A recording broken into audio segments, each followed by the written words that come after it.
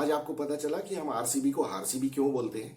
क्या लगता है, विराट कोहली एक आईपीएल टूर्नामेंट में 1000 नहीं 1500 रन भी बना दे, लेकिन ये कोई ना कोई तरीका ढूंढ लेंगे मैच हारने का, और ये क्रूशियल मैचेस हारते हैं और क्रूशियल पॉइंट्स पे ये मैचेस में गलती करते हैं। आज के मैच में आप देखिए, सब कुछ इनके हिसाब से हो रहा था। विराट कोहली ने टॉस जीत लिया, चिन्नास्वामी की रोड पे आपको पहले बॉलिंग करने को मिल गई, जो कि आप चाहते थे, और उसके बाद क्या किया इन्होंने, अच्छी खासी इनकी बॉलिंग भी हो रही थी। 5 ओवर तक इनके केकेआर के जो ओपनर्स थे, ना तो वो आउट हुए और ना ही उनसे रन बन रहे थे, क्योंकि वो जगदीशन जो विजय हजारे का हीरो था, उससे उसके बल्ले में बॉल ही नहीं आ रही थी, ना तो उससे स्ट्राइक रोटेट हो रही थी, और उसने अच्छा खासा वो जेसन रॉय जो रन बना रहा था उसको भी फ्रस्ट्रेट करके रख दिया। लेकिन विराट कोहली ने तो बिल्कुल ही नया तीर निकाला अपने तरकश में से। वो क्या निकाला, छठा ओवर उसने शहबाज अहमद को दे दिया। या तो वो शहबाज अहमद को बैटिंग में 1 नंबर पे 3 नंबर पे भेजता है, या फिर आज उसने पावर प्ले में बॉलिंग दे दी उसको। और उसने क्या किया, शहबाज अहमद ने 25 रन पिटवा दिए उस ओवर में। तो जो पावर प्ले अच्छा खासा आरसीबी के फेवर में जा रहा था, तो अल्टीमेटली 6 ओवर में 66 रन हो गए केकेआर के। और उनको क्या चाहिए था, हालांकि उस टाइम भी ये आपका जो जगदीशन है केकेआर का ओपनर, उसने कोई कसर नहीं छोड़ी थी जेसन रॉय को पागल करने में। और वाकई जेसन रॉय पागल हो गया था फ्रस्ट्रेशन में कि उसको स्ट्राइक ही नहीं मिल रहा था। ये जगदीशन जैसे बैट्समैन जो होते हैं, जब आपके बल्ले में बॉल नहीं आ रही है तो आपको फिर समझ लेना चाहिए। देखिए 18 बॉल हो गई, 18 बॉल में आपके 16 रन बने हुए हैं, तो उसके बाद सीधे सीधे एक ही चीज बनती है, आपने 18 बॉलों में कोशिश कर ली, आपसे रन नहीं बन रहे हैं, उस दिन आपके बल्ले में बॉल नहीं आ रही है, तो बेस्ट तरीका है विकेट खोल के खड़े हो जाओ और बल्ला घुमाओ। तो या तो आपके बल्ले में बॉल आएगी तो बॉल ग्राउंड के बाहर जाएगी, और नहीं तो आप बोल्ड हो जाओगे। लेकिन ये क्या मतलब है कि आप फिर भी प्रॉपर क्रिकेटिंग शॉट्स खेलने की कोशिश कर रहे हो। जब 18 बॉल में आपसे नहीं हुआ, फिर उसके बाद क्या हुआ, 27 बॉल में 27 रन बना के वो फाइनली आउट ही हुआ। और आप ये देखिए, यहां पे चंदू पंडित की फिर अकलमंदी का एक मैं आपको नमूना दिखाता हूं। जब ये टाइम आउट हुआ, तो टाइम आउट में आपने क्या डिस्कशन किया, 7वां ओवर उसमें जगदीशन ने 2 रन बनाए, और चौथी बॉल पे उसने सिंगल लिया, 5वीं बॉल पे फिर जेसन रॉय ने 1 रन लिया, और लास्ट बॉल पे फिर जगदीशन ने 1 रन बनाया। तो मतलब आप ये देखिए कि अच्छा खासा 7वां ओवर जो है, उसमें भी इन्होंने कोई प्लानिंग नहीं की थी कि तुमको करना क्या है। जब आरसीबी का टाइम आउट हुआ था, तो उस टाइम विराट कोहली के साथ महिपाल लोमरोर खेल रहा था, और उसको क्लियर कट इंस्ट्रक्शंस दिए कोच ने बाहर से कि अब तुमको मारना पीटना है, और उसने अच्छे खासे 15-17 रन बना दिए उस ओवर में।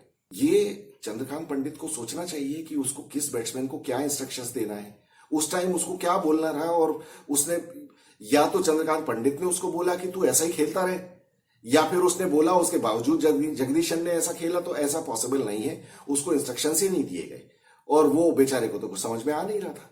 फिर भी किसी तरह से मार पीट के, और ये इनकी आरसीबी की खराब फील्डिंग की वजह से इन लोगों ने, नीतीश राणा ने बहुत अच्छी बैटिंग की, और फाइनली ये 200 रन बना दिए इन लोगों। आखिरी में डेविड वीजा ने भी 2 छक्के मार दिए 3 बॉलों पे, तो 185 से वो 200 रन तक पहुंच गया स्कोर।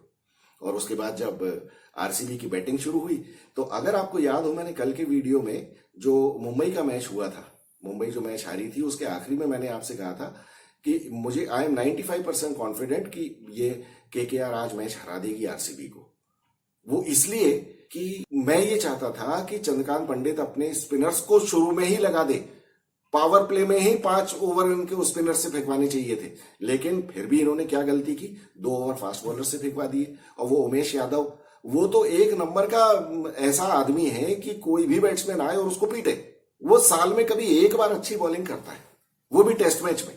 यहां तो लिमिटेड ओवर में तो उसका कोई काम ही नहीं है, और अच्छे खासे उसने 19 रन पहले ओवर में पड़वा दिए। और आप सोचिए, आप अपनी टीम के मोस्ट एक्सपीरियंस्ड बॉलर हैं, और आपको सिर्फ 1 ही ओवर मिला, क्योंकि कप्तान को कॉन्फिडेंस ही नहीं है आपके ऊपर। तो ऐसी बॉलिंग करने से क्या फायदा है, उमेश यादव को खिलाने का भी कोई फायदा नहीं। और उसके बाद फिर क्या हुआ, आप देखिए, 2 ओवरों में ही उन्होंने 30 रन ठोक दिए। लेकिन तीसरे ओवर में इनको कुछ समझ आई, और फिर सुयश शर्मा को लगाया। सुयश शर्मा ने फिर उसको फाफ को आउट किया, और 2 ही रन दिए उस ओवर में। तो 3 ओवर में इनके 32-33 रन हुए थे। तीसरे ओवर, पावर प्ले के तीसरे ओवर में विकेट निकाला उसने और 2 रन दिए। ये अगर वो पहले ही कर देते तो मैं दावे के साथ कह रहा हूं, कोई भी टीम अगर ये आरसीबी के साथ मैच खेले, शुरू के पावर प्ले के 6 में से 5 और 6 के 6 ओवर स्पिनर्स से बिकवाओ, इनके दोनों ओपनर्स आउट हो जाएंगे और उसके बाद देखते हैं मैक्सवेल में कितनी दम है। आज हालांकि इन्होंने एक अकलमंदी की कि ये इन्होंने वो बदतमीजी नहीं की पहला विकेट गिरने के बाद और फिर वो कोई नया एक्सपेरिमेंट करें। हालांकि इन्होंने वो एक्सपेरिमेंट तो किया जो शहबाज अहमद को भेजते हैं, वो शहबाज अहमद को भेजा और वो भी आउट हो गया, सुयश शर्मा ने उसको भी आउट कर दिया। फिर उसके बाद मैक्सवेल आज चल नहीं पाया और फाफ तो पहले ही आउट हो चुका था। सारा बोझ जो है वो विराट कोहली के कंधे पे आ गया। अब विराट कोहली कितनी बार करेगा, और विराट कोहली को प्रॉब्लम हो गई पार्टनर्स की। वो तो महिपाल लोमरोर ने बहुत अच्छी बैटिंग की। मैं हमेशा इसलिए ये कहता हूं कि महिपाल लोमरोर का नंबर 5वें या 6ठे नंबर पे ही है, उसको वहीं भेजना चाहिए। उसको ये जो 1 डाउन भेजते थे वो भी बहुत गलत था, और अभी भी ये जो शहबाज अहमद को भेज रहे हैं ये भी गलत है। इसकी जगह इन्हें सुयश प्रभुदेसाई को भेजना चाहिए 1 डाउन। अगर मैक्सवेल नंबर 3 पे आने के लिए तैयार नहीं होता है तो सुयश प्रभुदेसाई को इनको नंबर 3 पे भेजना चाहिए, क्योंकि जहां वो आ रहा है वहां पे उसका कोई कंट्रीब्यूशन है नहीं, और मुझे नहीं लगता कि वो कर भी पाएगा, क्योंकि वहां वो कंफर्टेबल नहीं है बैटिंग करने के लिए। उसको नंबर 3 पे भेजना चाहिए, उसके बाद मैक्सवेल, फिर उसके बाद आप महिपाल लोमरोर को भेजिए और फिर उसके पीछे शहबाज अहमद को। तो इस तरह का बैटिंग ऑर्डर बना के आरसीबी कुछ कर सकती है, लेकिन सबसे पहले तो इनको अपनी वो कमजोरी सुधारनी पड़ेगी जो स्पिनर्स के अगेंस्ट इन तीनों की है। तीनों से मतलब कोहली, मैक्सवेल और फाफ, ये तीनों स्पिनर्स के आगे बिल्कुल ढा है। ये इनके बस का नहीं है स्पिनर्स को खेलना। सामने वाली टीमों को पता नहीं समझ में नहीं आ रहा है, या वो इतनी रिस्क लेना नहीं चाहते, जबकि उन्हें मालूम नहीं है कि रिस्क है ही नहीं। इनके सामने धड़ल्ले से आंख मूंद के आप स्पिनर्स को लगाओ। विराट कोहली के सामने आप राइट आर्म लेग स्पिनर लगाओ, लेफ्ट आर्म स्पिनर लगाओ। ऑफ स्पिनर की आप रिस्क मत लो एक बार। हालांकि वो भी अगर स्पिन ज्यादा अच्छी करता है, स्पिन ज्यादा अच्छी करने वाला स्पिनर तो किसी भी बैट्समैन के आगे बहुत अच्छी बॉलिंग कर सकता है। लेकिन अगर मान लीजिए रोड जैसा विकेट है तो ठीक है, आप ऑफ स्पिनर का चांस मत लो, लेकिन लेफ्ट आर्म स्पिनर और राइट आर्म लेग स्पिनर आप विराट कोहली के आगे आंख मूंद के लगा सकते हो। उसके बस का नहीं है खेलना उनको। अल्टीमेटली फाइटिंग हो गया इस वजह से क्योंकि शुरू में इन लोगों ने फास्ट बॉलर्स लगा दिए थे, तो विराट कोहली ने बना दिए रन। अगर स्पिनर्स लगाए होते तो ये 130 रन पे ऑल आउट हो जाती है आरसीबी। ये पता नहीं बाकी लोगों को कब समझ में आएगा। चंद्रकांत पंडित को भी इतना एक्सपीरियंस कहते तो है, लेकिन एक्सपीरियंस जब वो रिजल्ट में नहीं आता है तो कोई फायदा नहीं है उसका। रिजल्ट से मेरा मतलब है कि मैच देखिए, जीतना अलग बात है। वो मैच तो आपकी गलतियों के बाद भी जीत गए आप, इसमें आपका कोई बहुत ज्यादा एक्स्ट्रा कंट्रीब्यूशन तो मुझे नजर नहीं आया। आपने आज पुरानी गलतियां फिर से दोहराई हैं, क्योंकि आपने फिर आंद्रे रसेल को 18वें ओवर में बैटिंग करने भेजा, जबकि ऊपर से आपकी बैंड बज चुकी थी बैटिंग की। स्ट्राइक रेट का बिल्कुल कबाड़ा हो चुका था जगदीशन की वजह से, और आज वेंकटेश अय्यर के बल्ले में भी उतनी अच्छी बॉल नहीं आ रही थी।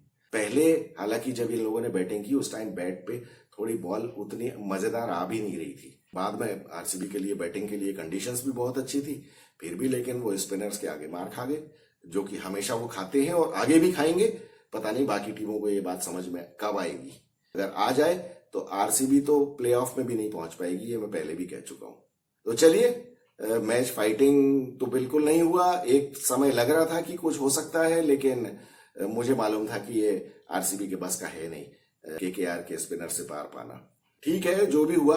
अब कल राजस्थान और चेन्नई का मुकाबला है। ये मजेदार मैच होने वाला है, क्योंकि अब चेन्नई के लिए बदले का मौका है और बदले का टाइम है।